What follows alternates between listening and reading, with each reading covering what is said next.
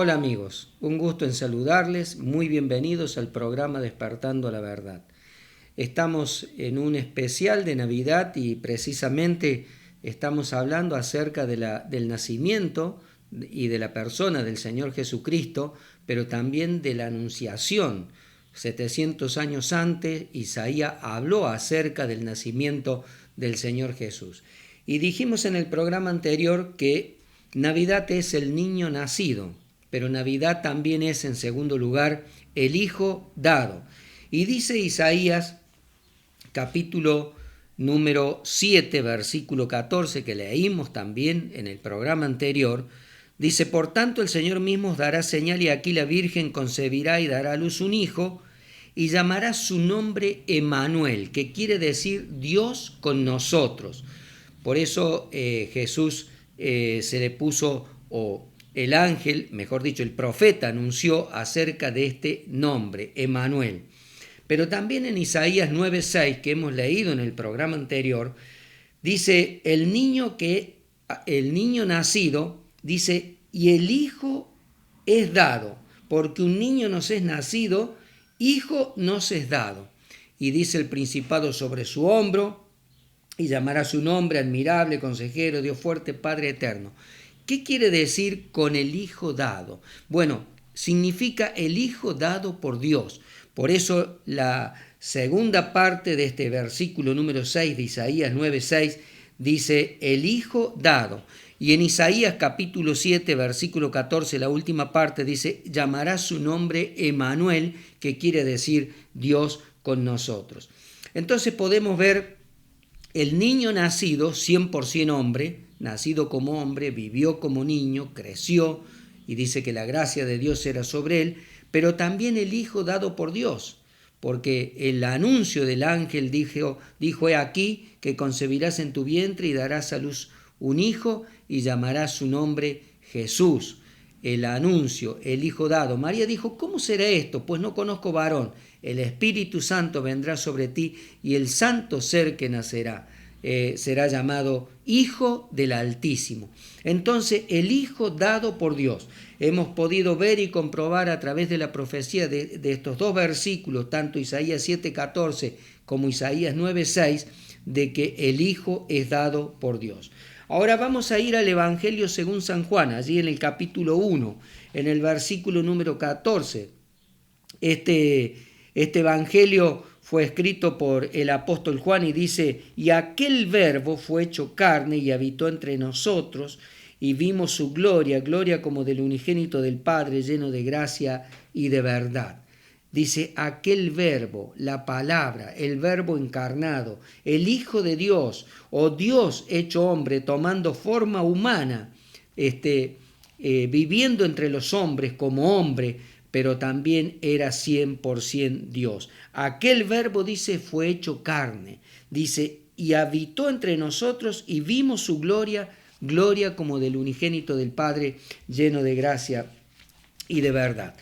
En la primera carta del apóstol Juan, allí en el capítulo número 4 y en el versículo número 9, el mismo escritor del Evangelio dice estas palabras: en esto se mostró el amor de Dios para con nosotros, para con los hombres, en que Dios envió a su Hijo unigénito,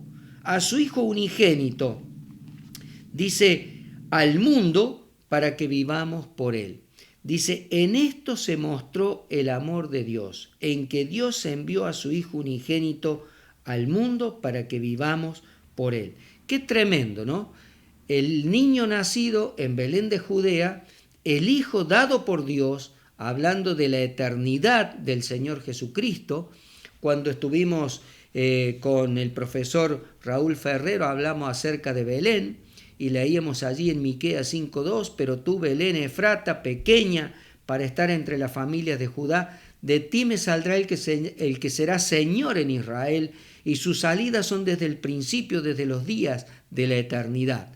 Habla de la eternidad de Dios, por eso, de la eternidad del Señor Jesús, perdón. Por eso dice aquí en este versículo de 1 de Juan 4:9, En esto se mostró el amor de Dios para con nosotros los hombres, en que Dios envió a su Hijo unigénito al mundo para que vivamos por él.